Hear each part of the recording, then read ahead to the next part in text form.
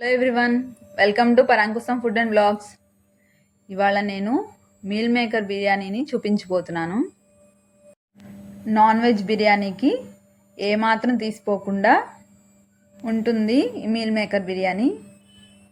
Start చేసేద్దాం రండి. ముందుగా స్టవ్ మీద గిన్నె పెట్టుకొని కొంచెం ఆయిల్, కొంచెం నెయ్యి వేసుకోవాలి.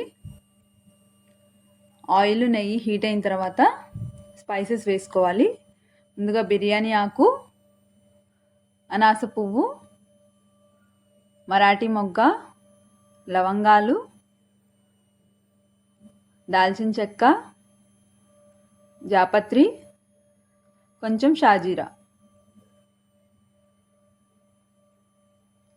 వేసుకొని వీటిని బాగా ఫ్రై చేసుకోవాలి. ఈ స్పైసెస్లో నుంచి అరోమా రిలీజ్ అయ్యేంత వరకు ఫ్రై చేసుకోవాలి. తర్వాత కొంచెం ఉల్లిపాయలు, పచ్చిమిర్చి వేసుకొని ఫ్రై చేసుకోవాలి.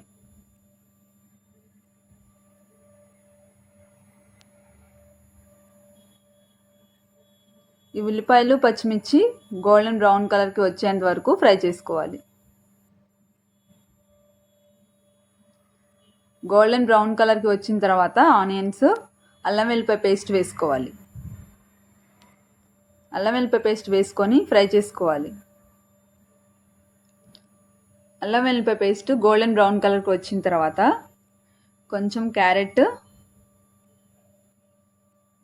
ఆ తర్వాత నేను గంట ముందు నానబెట్టుకున్నానండి పచ్చి బఠానీ, అవి కూడా వేస్తున్నాను. వేసుకొని అవి బాగా కలుపుకొని ఫ్రై చేసుకోవాలి. కొంచెం అలా ఫ్రై చేసుకున్న తర్వాత 1 కప్పు టొమాటోస్ వేసుకోవాలి. అందులో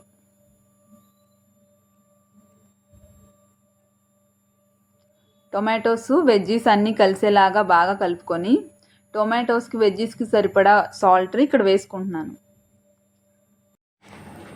వేసుకొని వెజ్జీస్ అంతటికి బాగా ఉప్పు పట్టేలాగా కలుపుకొని మూత పెట్టుకొని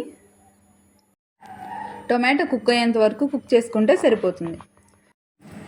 ఆ తర్వాత బిర్యానీకి సరిపడా ఉప్పుని నేను ఇక్కడ వేసుకుంటున్నాను. ఆ తర్వాత టేస్ట్కి సరిపడా కారం, కొంచెం ధనియాల పొడి, కొంచెం గరం మసాలా వేసుకొని కలుపుకొని ఫ్రై చేసుకోవాలి. ఆ తర్వాత కొంచెం పుదీనా, కొంచెం కొత్తిమీర వేసుకుని బాగా కలుపుకోవాలి. మనం వేసుకున్న మసాలా అంతా ఆ వెజ్జీస్కి పట్టేలాగా కలుపుకొని ఆ కొత్తిమీర, పుదీనా ఆ ఫ్లేవరు అంతా వెజ్జీస్కి పట్టేంత వరకు మూత పెట్టుకొని కుక్ చేసుకోవాలి. 5 minutes కుక్ చేస్తే సరిపోతుంది. ఆ తర్వాత చూసారు కదా, ఆయిల్ బయటికి రిలీజ్ అవుతుంది. ఆయిల్ అలా బయటికి రిలీజ్ అయ్యే టైంలో గంట ముందు మీల్ మేకర్ని వేడి నీళ్ళల్లో వేసుకొని పెట్టుకున్నాను. ఆ తర్వాత ఆ వేడి నీళ్ళంతా తీసేసి మీల్ మేకర్ని తీసుకొని పక్కన పెట్టుకున్నాను. ఇప్పుడు ఆ మీల్ మేకర్ వేస్తున్నాను. వేసుకొని బాగా కలుపుకొని 1 స్పూన్ పెరుగు అందులో వేసుకోవాలి. వేసుకొని బాగా కలుపుకోవాలి. మీల్ మేకర్ని పెద్దగా ఫ్రై చేయాల్సిన అవసరం లేదు, తర్వాత కుక్ అవుతుంది.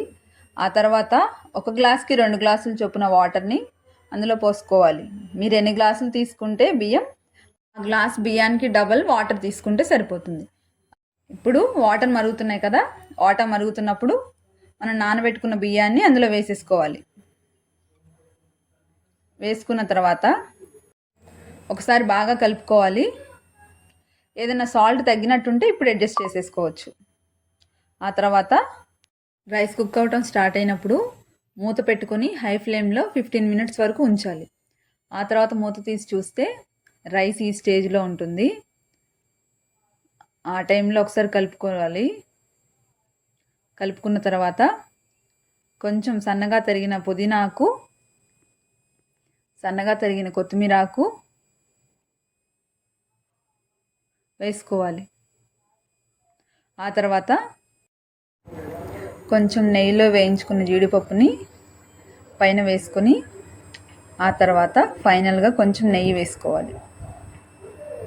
వేసుకొని మూత పెట్టుకొని సిమ్లో 10 మినిట్స్ కుక్ చేసుకోవాలి. ఆ తర్వాత 10 మినిట్స్ తర్వాత స్టవ్ ఆఫ్ చేసేసి 15 మినిట్స్ వరకు అలాగే వదిలేసేయాలి. 15 మినిట్స్ తర్వాత ఓపెన్ చేసి చూస్తే మన వేడి వేడి మీల్ మేకర్ బిర్యానీ రెడీ అయిపోతుంది. చూడండి, రైస్ పొడి పొడిలాడుతూ ఉంది.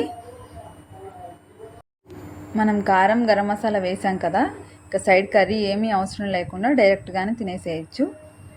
ఇది లంచ్ బాక్స్ రెసిపీగా చాలా బాగుంటుంది. వీడియో నచ్చితే తప్పకుండా లైక్ చేసి ఛానల్ని సబ్స్క్రైబ్ చేసుకోవటం మర్చిపోకండి.